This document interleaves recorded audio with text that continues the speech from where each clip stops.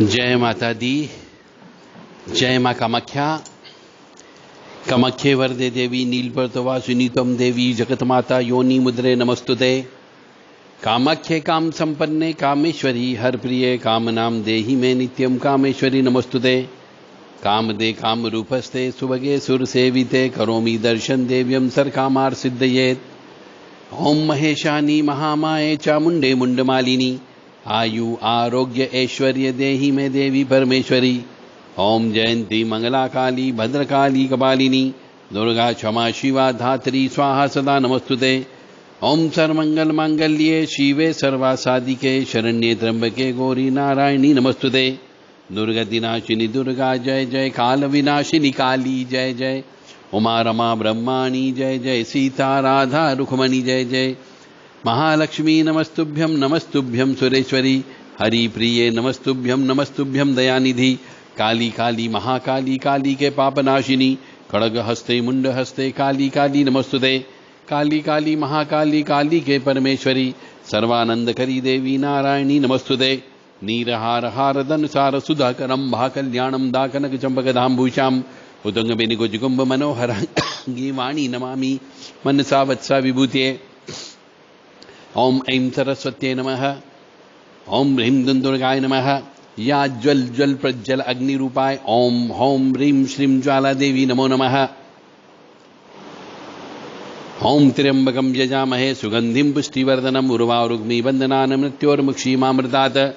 ओम भूर्भुवः स्वः तत्सवितुर्वरेण्यं भर्गो देवस्य धीमहि धियो यो नः प्रचोदयात्। देव राधा ट्रस्ट की तरफ से सत्यवाणी की प्रस्तुति। जो मनुष्य इन 10 स्तुतियों को, इन 10 मंत्रों को रोजाना बोलता है, दिन में 5 बार 7 बार 10 बार, गाड़ी पर चलते हुए, प्रार्थना करते समय, वापिस आते समय, जाते समय, चलते फिरते उठते बैठते, तो मां भगवती जगत जननी की कृपा अवश्य उसके ऊपर मिलती ही मिलती है। क्योंकि ऐसा कहा जाता है कि जैसे हम सोचते हैं, जैसा बोलते हैं, जैसे हमारे विचारधारा होती, जैसी हम कल्पना करते हैं, वैसे ही फोटो चित्रगुप्त जी खींच करके हमारे कर्मों का लेखा जोखा लिखते हैं। यदि किसी मनुष्य ने अपनी दिल दिमाग से, अपने मन से ही कोई पाप कर्म कर लिया, उसका फोटो चित्रगुप्त जी ने खींच लिया, तो उस पाप कर्म का फल तो उसे भोगना पड़ता है, चाहे उसने कर्म किया हो या नहीं किया हो। परंतु मन से भी यदि उसने फोटो खींच लिया और वैसा दृश्य का चित्रित कर लिया, तो चित्रगुप्त जी, इसीलिए चित्रगुप्त जी बोला जाता है कि चित्रगुप्त यानी गुप्त चित्रों को खींचने वाले। तो चित्रगुप्त जी ने फोटो खींच करके ऊपर भेज दिया और उसी के हिसाब से आपको उसका फल की प्राप्ति होगी। फिर कहोगे आप मैंने कोई पाप कर्म नहीं किया। अरे गुप्त पाप कर्म तो किया, मन से पाप कर्म तो होगा, उसका फल तो भुगतना पड़ता है। इसीलिए मैं कहता हूं कि ये जो मैं दोहे शुरू में जो बोलता हूं, श्लोक बोलता हूं, इनको जिंदगी भर बोलते रहो, हर समय बोलते रहो। जैसा आप बोलोगे वैसे फोटो चित्रगुप्त जी खींच करके भेजते रहेंगे और एक समय के बाद में उनका रिजल्ट आपको प्राप्त होने लगेगा। अब रिजल्ट कैसे प्राप्त होगा? रिजल्ट प्राप्त होने के लिए जो मंत्रों का अर्थ है, वो मंत्रों का अर्थ ही आपको प्राप्त होने वाला है। जैसे पहला मंत्र हमने बोला, कामाख्ये वरदे देवी नीलपर्तवासिनी त्वं देवी जगतमाता योनि मुद्रे नमस्तुते। तो कामाख्ये वरदे देवी नीलपर्तवासिनी यानी आपको वर दे रही है, यानी आपकी इच्छा की पूर्ति अवश्य करेगी। ऐसा फोटो खींच करके चला गया। दुर्गति नाशिनी दुर्गा जय जय। काल विनाशिनी काली जय जय। उमा रमा ब्रह्माणी जय जय। सीता राधा रुक्मणी जय जय। मान लो आपने ये मंत्र बोला, तो इसका मतलब दुर्गति नाशिनी दुर्गा जय जय आपने जो बोला, तो इसका मतलब दुर्गा मां ने आपकी दुर्गति का नाश करने का काम चालू कर दिया। फोटो खींच के चला गया। और काल विनाशिनी काली जय जय, यानी कि काली माने आपके काल का जो नाश होने वाला था काल के द्वारा, उसको भी फोटो खींच करके भेज दिया, यानी विनाश नहीं होगा। इसका मतलब जैसा हम सोचते हैं, जैसा बोलते हैं, जैसे स्तुति का गान करते हैं, जैसा श्लोक का अर्थ होता है, वैसे ही फोटो चित्रगुप्त जी खींचते हैं जो अपने मन मस्तिष्क में उत्पन्न होता है, और वो ही फल आपको प्राप्त होता है। इसलिए कहते हैं बार बार भगवान का नाम लेते रहो, हर सांस में ईश्वर का नाम लो, तो एक समय आएगा कि आपकी रग रग में, हर सांस सांस में ईश्वर का नाम जब हो जाएगा, ईश्वर का फोटो जब आपके चित्रित हो जाएगा, बार बार वही फोटो जला जाएगा, तो उसकी सिद्धि स्वतः प्राप्त हो जाएगी। सिद्धि ऐसे ही नहीं मिल जाती। इसीलिए आप सभी से मेरा निवेदन है कि हम जो मंत्र बोलते हैं, इन मंत्रों को याद करके बोलना प्रारंभ करो। इससे आपको सुख, समृद्धि, शांति, निरोगी, यश, कीर्ति, मान, सम्मान सब कुछ प्राप्त होगा। प्रैक्टिकल करके तो देखो। और अभी आपके शहर में शायद लॉकडाउन लगने वाला है, हो सकता है लॉकडाउन लग भी गया हो, तो फालतू बैठे क्या करोगे? ईश्वर का नाम लो, चाहे तेल का दीपक जला लो, चाहे सुगंधित अगरबत्ती चला लो, चाहे सुगंधित परफ्यूम उस जगह छिड़क लो, और साफ स्वच्छ जगह बैठ करके आनंद लो जिंदगी का, और मंत्र जप करके चित्रगुप्त जी को फोटो खींचने दो, तो आपका अच्छा ही अच्छा होगा।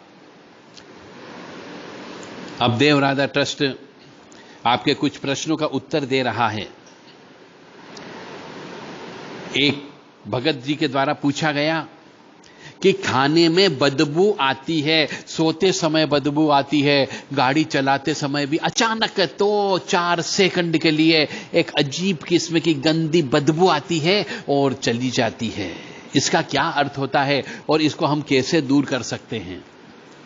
तो इस प्रश्न का उत्तर है कि यदि आपको अपने शरीर से कभी कभी बदबू आती हो, खाने में बदबू आ जाती हो, पानी में बदबू आ जाती हो, सोते समय बदबू आती हो, चलते फिरते बदबू आ जाती हो, गाड़ी चलाते समय लेटरिन की बदबू आती हो, कि एक किसी ने गटर खोल दिया हो, सिर्फ ज्यादा देर के लिए नहीं, 2, 4, 5, 10 सेकंड के लिए यदि ऐसी बदबू आती हो, तो समझ जाओ आपके आसपास गंदी नामक चीज लग चुकी है, जिसको हमारी तंत्र की भाषा में आसो मेहरानी कहा जाता है। वह शक्ति आपके इर्द गिर्द आ चुकी है, या तो किसी ने भेज दी है, या आपके स्वयं के कर्मों की वजह से वो आपके आसपास आ चुकी है, आपको सजा देने के लिए आ चुकी है, आपको बीमारी देने के लिए आ चुकी है। अब आप बीमार पड़ोगे, और बीमार पड़ने के साथ साथ आपके पैसों का बर्बादी होना प्रारंभ हो जाएगी, दवाई दारू लगना बंद हो जाएगा, और धीरे धीरे आपका मस्तिष्क खराब हो जाएगा, आपकी सोचने समझने की शक्ति खराब हो जाएगी। यदि किसी को खाने में बदबू आती हो, सोते समय लेटरिन की बदबू आती हो, चलते फिरते कभी भी किसी भी वक्त में बदबू आती हो, तो समझ जाओ अब आपके बर्बादी के दिन प्रारंभ हो गए हैं। उसका इलाज करवा लो, जितनी जल्दी हो सके आध्यात्मिक इलाज करा लीजिए, मेडिकल में कोई इलाज नहीं है उसका। इसका इलाज के लिए आप हमसे संपर्क कर सकते हैं 9893128047 और 7649862712 पर व्हाट्सएप के माध्यम से संपर्क करके अपॉइंटमेंट ले लें। यदि किसी मनुष्य को सपने में सांप दिखते हो, एक भगत जी का फोन आया कि साहब मुझे हर बार सपने में अजगर दिखता है। आप कहते हो सपने में सांप दिखना है तो वो पितरों की निशानी होती, काला सांप दिखना, नाग फन उठाए हुआ दिखना, चाहे सफेद दिखना, हरा दिखना, परंतु मुझे अजगर दिखता है, और वो फन नहीं, अजगर के फन नहीं होता है, परंतु मुझे अजगर सांप ही दिखता है, हर बार साल में 3-4 बार अजगर सांप दिख जाता है, तो उसका अर्थ क्या? यदि किसी मनुष्य को सपने में फन उठाए हुए काले सांप नजर आते हो, तो मान के चलो पितृ नजर आ रहे हैं। और यदि किसी मनुष्य को हरा सांप दिखता हो, तो समझ जाओ भैरव जी महाराज ने आपको कृपा कर रहे हैं आपके ऊपर। हरा सांप दिखने का मतलब है बटुक भैरव जी की कृपा आने वाली है। और यदि बिना फन उठाए सिंपल सांप नजर आ जाए, काला सांप, तो मान के चलो काल भैरव जी की कृपा आने वाली है आपके ऊपर। और यदि अजगर दिख जाए तो अजगर दिखने का मतलब होता है आपके ऊपर शिव जी की कृपा आने वाली है। आपको यदि सांप दिखते हो तो भोलेनाथ की सेवा ज्यादा से ज्यादा करना है। ओम नमः शिवाय मंत्र ज्यादा जप करना है। रीम ह्रीम ओम नमः शिवाय रीम ओम ये मंत्र ज्यादा से ज्यादा जप करना है। महामृत्युंजय मंत्र ज्यादा से ज्यादा आपको जप करना है। और हो सके तो हर सोमवार के दिन, गिनो मत कि कितने दिन, हर सोमवार के दिन आपको शिवजी मंदिर में जाकर के रुद्र अभिषेक करवाना है। तो आपको इस सांपों के सपने से मुक्ति मिल सकती है। फिर एक भगत जी का फोन आया, एक प्रश्न और, कि क्या दूसरी जाति में शादी करना गलत है? मैं यही कहूंगा, हमारा सनातन धर्म, हिंदू समाज यही कहता है कि हमेशा अपने समाज में ही शादी करना चाहिए। ऐसा शास्त्रीय प्रमाण है कि यदि जो जिस जात का हो उसी जात में शादी करना चाहिए, क्योंकि दूसरी जात में शादी करने का मतलब है कि वो आपके हिसाब से नहीं जिएगा या जिएगी। यदि लड़की की शादी आप दूसरी जाति में कर देते हो तो उस लड़की को नहीं मालूम उस दूसरी जाति के क्या नियम है, क्या परंपराएं, क्या रीति रिवाज है, क्या मान्यताएं हैं, और उनके यहाँ किस प्रकार की क्या पूजा होती है, कुल देवी देवता है या नहीं है, और किसको कुल देवी देवता मानते हैं। और दूसरी जात में विवाह करने पर पितर भी नाराज होते हैं और कुल देवी देवता भी नाराज होते हैं। इसलिए दूसरी जाति में शादी नहीं करना चाहिए। और यदि दूसरी जाति में शादी कर लेते हो तो कई बार बच्चे उत्पन्न नहीं होते हैं, और यदि बच्चे उत्पन्न हो गए तो बच्चे जवान होने के बाद में मर जाते हैं, यानी कि वंश वृद्धि समाप्त हो जाती है। और कई बार लड़के उत्पन्न नहीं होते, सिर्फ लड़कियां ही लड़कियां उत्पन्न होती है, तो भी वंश वृद्धि समाप्त हो जाती है। कहने का मतलब यहां पर यह है कि यदि मनुष्य दूसरी जात में शादी करता है तो एक समय के बाद में उस कुनबे का, जिसके यहां शादी की है, उसका सर्वनाश होना निश्चित होता है। एक समय के बाद वंश का नाश हो जाएगा और पूरा वो परिवार भटक जाएगा, छिन्न भिन्न हो जाता है। यह कुल देवी देवता, पितृ देवता, इष्ट देवता के द्वारा कराया जाता है। इसलिए मैं तो सबको सलाह यही दूंगा कि अपनों को दूसरी जाति में विवाह नहीं करना चाहिए। यदि आप अपने लड़की का वंश का नाश करना चाहते हो तो दूसरी शादी में विवाह कर देना। यदि आप अपने लड़के का वंश का नाश करना चाहते हो कि आगे उसके कोई भी बच्चे उत्पन्न न हो, या बच्चे उत्पन्न हो तो अगले एक पीढ़ी के बाद में बच्चे उत्पन्न न हो, तो आप अपने लड़के की शादी दूसरी जाति में कर देना। यह मैं पुरानी विचारधारा की बात नहीं कर रहा हूं, मैं यहां पे आध्यात्मिक बात कर रहा हूं, आध्यात्म की।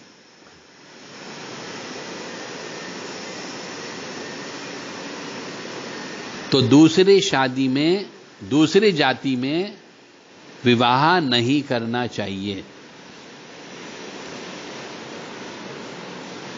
यदि कोई मनुष्य मोबाइल पर हवन के मंत्रों को लगा देता हो और हवन करता हो तो भी पूरा फायदा मिलता है, क्योंकि आप हवन करके स्वाहा स्वाहा शब्द तो बोल ही रहे हो।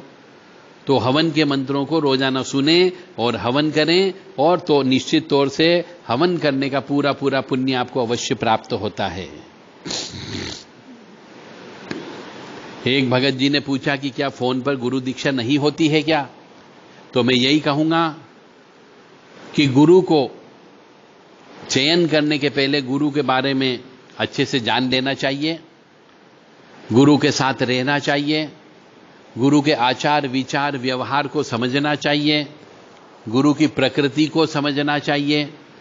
उसके बाद यदि आपको लगे कि हां ये गुरु हमारे लायक है, आपकी अंतरात्मा बोले, तो उस गुरु से गुरु दीक्षा प्राप्त करना चाहिए, पर्सनली जाकर के हमेशा। उनके चरणों में यथाशक्ति यथा योग्य सामर्थ्य के अनुसार जो आप उनको दे सकते हो वो आपको देना चाहिए।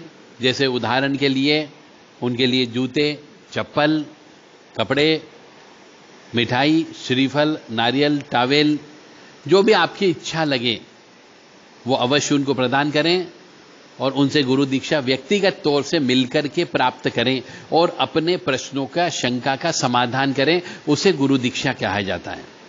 फोन पर गुरु दीक्षा नहीं लेना चाहिए और नहीं फोन पर गुरु दीक्षा देना चाहिए। पर फिर भी खूब मजबूरी हो किसी मंत्र के संबंध में, पूजा पाठ के संबंध में, तो गुरु दीक्षा दी जा सकती है। परंतु बाद में जब भी समय मिले उस बच्चे को जिसने गुरु दीक्षा ली है उसको गुरु के पास आकर के मिलना चाहिए, रहना चाहिए। यथाशक्ति यथा योग्य सम्मान सूचक कुछ उनको भेंट अवश्य देना चाहिए। कभी भी फ्री में गुरु दीक्षा नहीं लेना चाहिए, कभी भी फ्री में किसी भी गुरु से ज्ञान नहीं लेना चाहिए, अन्यथा गुरु दोष की उत्पत्ति हो जाती है और गुरु दोष की उत्पत्ति हो जाती है तो आपको कष्ट की प्राप्ति होगी।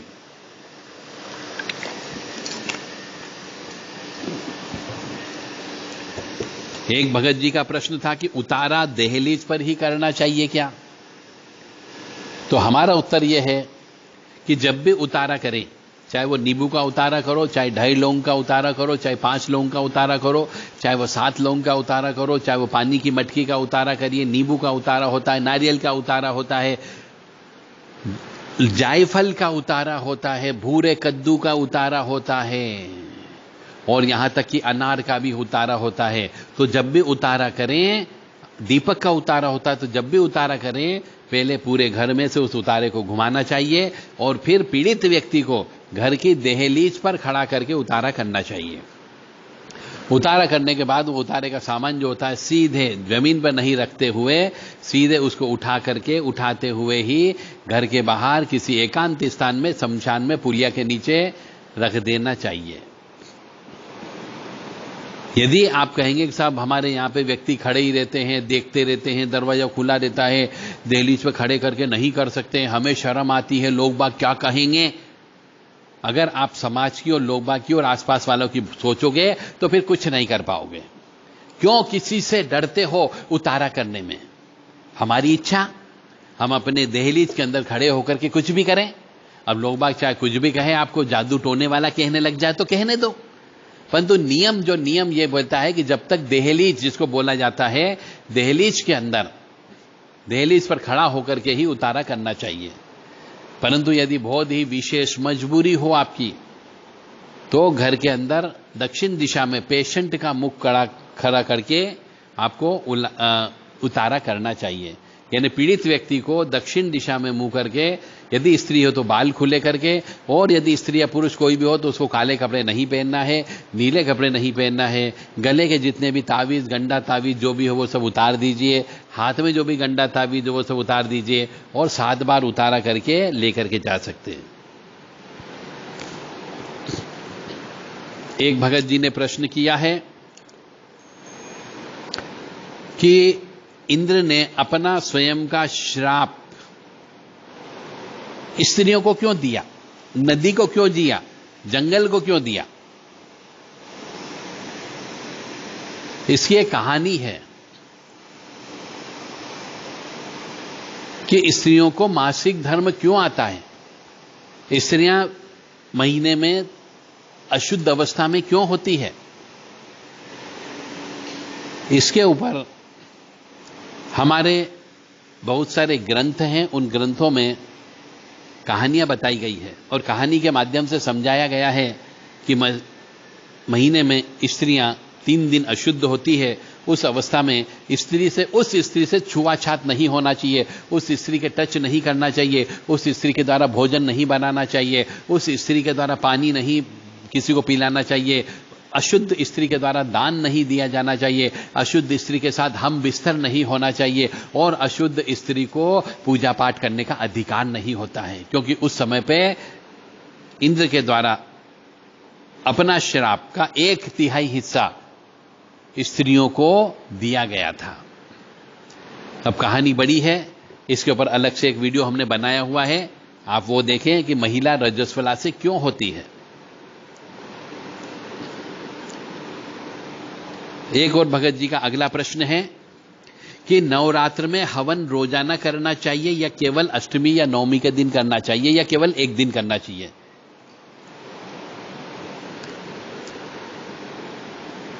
साधारण तौर पर जो हम देखते हैं इस कलयुग में अधिकांशतः लोग ब्राह्मणों से, पंडित पुजारियों से नवरात्रि में पाठ करवाते हैं और उनके पास इतना समय नहीं होता है क्योंकि वो 5-5, 6-6 जगह पाठ करने का ठेका ले लेते हैं, तो उनके पास पाठ करने का समय नहीं होता है। तो एक तो वो प्रॉपर पूरी तरीके से पाठ नहीं करते, जल्दी जल्दी में पाठ करके चले जाते हैं, जबकि आपको पाठ करते समय ध्यान रखना है। यदि आप किसी ब्राह्मण से पाठ करवाते हो तो यह अवश्य ध्यान रखें, दुर्गा सप्त श्लोकी से लेकर के पूरी तीनों रहस्य तक पूरा पाठ आप सुनिए उनके सामने बैठ करके। कितनी देर के अंदर पाठ होता है, अर्गला, कीलक, कवच, रहस्य सभी पढ़ना चाहिए। तो यह पाठ करने में कम से कम 2 से सवा 2 घंटे या 3 घंटे भी लग सकते हैं। और यदि आपके यहां कोई भी ब्राह्मण ऐसा आता है और पाठ करके सिर्फ 1 घंटे में पाठ करके चला जाता हो तो मान करके चलना उसने अधूरा पाठ किया, उसका फल आपको प्राप्त नहीं होने वाला है। तो नवरात्रि में हवन रोज करना चाहिए या नहीं करना चाहिए? क्योंकि आपको यह ज्ञान नहीं है, ना आपने किसी गुरु से गुरु दीक्षा ली, ना गुरु से यह ज्ञान प्राप्त किया, ना आपके माता पिता ने यह आपको ज्ञान दिया, और नहीं आपने किसी आश्रम में जाकर के सीखा कि नवरात्रि के अंदर रोजाना हवन करना चाहिए या नहीं करना चाहिए। और यदि मैं कह दूं कि रोज हवन करना चाहिए तो आप कहेंगे साहब मुझे हवन करते नहीं आता है।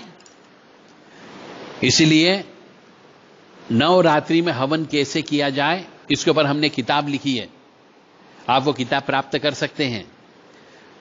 महिलाओं के मासिक धर्म के ऊपर भी हमने किताब लिखी है कि महिला मासिक धर्म से क्यों होती है और मासिक धर्म होती है तो उस समय उनके क्या कर्तव्य अधिकार बनते हैं, उनका क्या धर्म बनता है, उनके ऊपर कौन कौन से दोष लगते हैं। मासिक धर्म के ऊपर भी आप किताब प्राप्त कर सकते हैं। और नवरात्रि में पूजन हवन कैसे करें, ज्वारे कैसे रखें, इसके ऊपर भी किताब लिखी है। आप चाहें तो किताब हमसे मंगवा सकते हो। किताब मंगवाने के लिए 9893128047 और 7649862712 ये 2 व्हाट्सएप नंबर है। इन पर अपना पूरा नाम, पता, फोन नंबर भेज करके आप किताबों को प्राप्त कर सकते हो, उचित रिम्यूनरेशन देकर के, उचित दक्षिणा देकर के। इसलिए नवरात्र में रोजाना हवन करना चाहिए। अरे रोजाना नहीं कर सकते हो तो कम से कम अष्टमी के दिन तो करना ही करना चाहिए। पूरी दुर्गा सप्तशती का हवन होता है, और यदि दुर्गा सप्तशती का हवन होता है तो कम से कम 2.5 घंटे तक हवन होगा। और जो भी श्लोक बोलेंगे वो श्लोक आप अवश्य सुने कि पंडित जी क्या श्लोक बोल रहे हैं। नवमी के दिन कन्या पूजन होना चाहिए। 3 वर्ष से बड़ी कन्या और 8-9 वर्ष से छोटी कन्या का पूजन करें। कन्या कोई भी विकलांग नहीं होना चाहिए, कोड़ी नहीं होना चाहिए, कानी नहीं होना चाहिए, गूंगी बहरी नहीं होना चाहिए, अधिक अंग वाली नहीं होना चाहिए, कम अंग वाली लड़कियां भी कन्या नहीं होना चाहिए जिनका आपको पूजन करना है। और किसी भी लूले, लंगड़े, काने, अंधे, गूंगे, अधिक अंग वाले, कम अंग वाले ब्राह्मण से भी श्राद्ध कर्म की पूजा नहीं कराना चाहिए।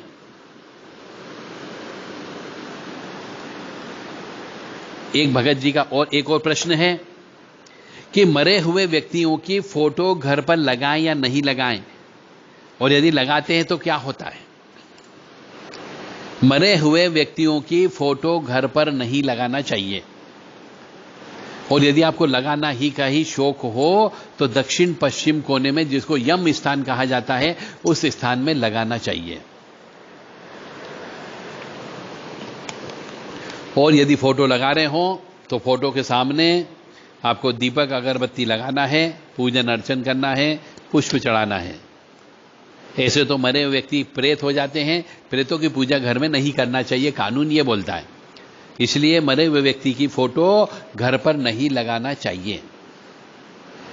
और यदि पोता ये कहता है कि साहब मैंने तो अपने दादा दादी, नाना नानी को देखा ही नहीं, परंतु उनकी फोटो लगी हुई है, माँ ने बताया कि ये तेरे नाना नानी, और मेरी माँ ने बोला है कि ये तेरे दादा दादी जिनको मैंने देखा ही नहीं, तो मैं उनसे प्रेम करता हूं, तो मैं बार बार कहता हूं, मरे हुए व्यक्ति चाहे दादा दादी हो, नाना नानी हो, माता पिता हो, भाई हो, बहन हो, किसी की भी फोटो दीवार पे नहीं टांगना चाहिए। और मरे हुए व्यक्ति की फोटो के साथ में जीवित व्यक्ति की फोटो नहीं लगाना चाहिए। और मरे हुए व्यक्ति की फोटो भगवान के साथ में, भगवान के कमरे में भी नहीं रखना चाहिए। तो जो व्यक्ति चले गए हैं उन्हें आप भूल जाओ, उन्हें अब कुछ नहीं करना है। सिर्फ 16 श्राद्ध में, श्राद्ध पक्ष आता है, कनागत के दिन आते हैं, उन 16 श्राद्ध में पूरे 16 दिन पितरों के निमित्त आप खीर बनाएं और गाय को खिलाएं, ब्राह्मणों को खिलाओ, कुत्तों को खिलाओ, कौवों को खिलाओ, तो पितर इससे प्रसन्न होते हैं। इसलिए मरे हुए व्यक्तियों की फोटो घर पे नहीं लगाना चाहिए। और लगी हुई है तो अमावस्या के दिन उनकी पूजन अर्चन करके उन फोटो को लाल कपड़े में लपेट के पेटी के अंदर बंद करके रख लो। जो भी पितर हो जाते हैं उनको सिर्फ अमावस्या के दिन याद करना चाहिए। महीने में एक दिन अमावस्या के दिन पितर के निमित्त आप 4 बत्ती का दीपक घर के गेट के बाहर लगाएं, गाय को भोजन कराएं, कुत्ते को भोजन कराएं, कौवों को भोजन कराएं। अमावस्या के दिन सीधा नामक जो चीज होती पितरों के निमित्त, यानी दाल, चावल, तेल, हल्दी, नमक, मिर्च, आटा, ये सब किसी मंदिर में रख करके आना चाहिए। तो आपको पितर जो है आपको आशीर्वाद अवश्य प्रदान करेंगे। ये थे आज के हमारे कुछ भगत लोगों के प्रश्न। इन प्रश्नों के माध्यम से आपकी भी समस्या का हल हुआ होगा, ऐसा हम मान करके चलते हैं। नवरात्रि अवश्य मनाइए।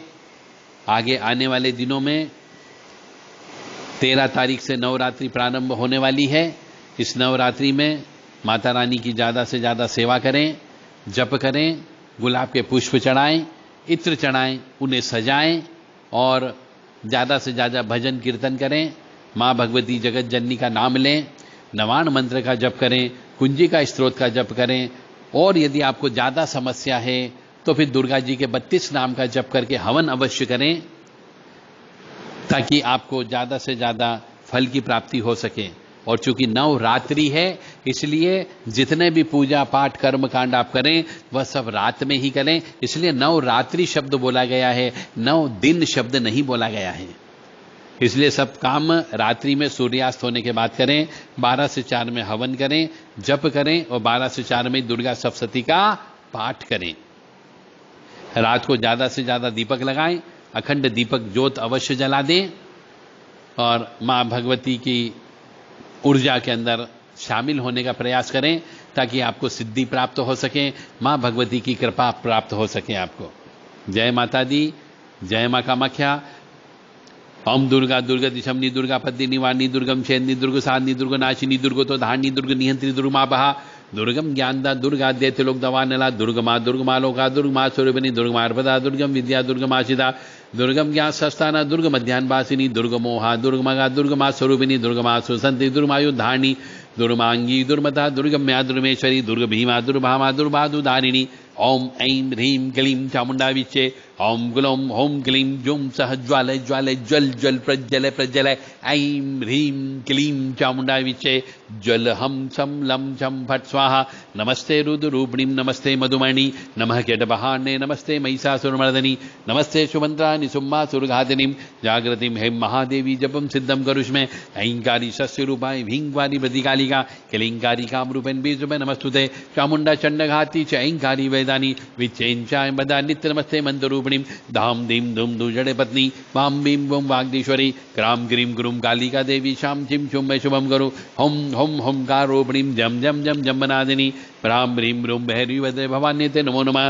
अंगम चम टम तम पम यम छम भीम दुम ऐं भीम हम छम दिजागम दिजागम टोटे टोटे दीप्तम गुरु गुरु स्वाहा पाम पीम पुम पाति पूर्णा खाम खीम खुम खेसरी ददा मलाम बलीम लोमोल विस्तिन कुंजिकाय नमो नमः।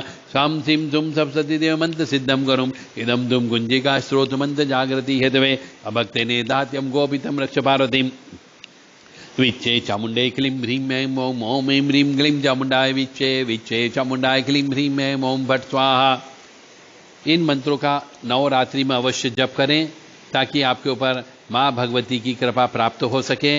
और आप सुखी समृद्ध जीवन व्यतीत कर सकें। हम भी माँ भगवती जगत जननी आद्य शक्ति भवानी से प्रार्थना करेंगे कि आपको उपवास रखने का साहस प्रदान करें और जप तप करने का साहस प्रदान करें और भगवान आपको निरोगी रखें, आपके घर परिवार में किसी प्रकार की कोई भी बीमारी न लगे। ऐसी प्रार्थना माँ भगवती जगत जननी आद्य शक्ति भवानी माँ कामाख्या से हम आपके लिए करते हैं।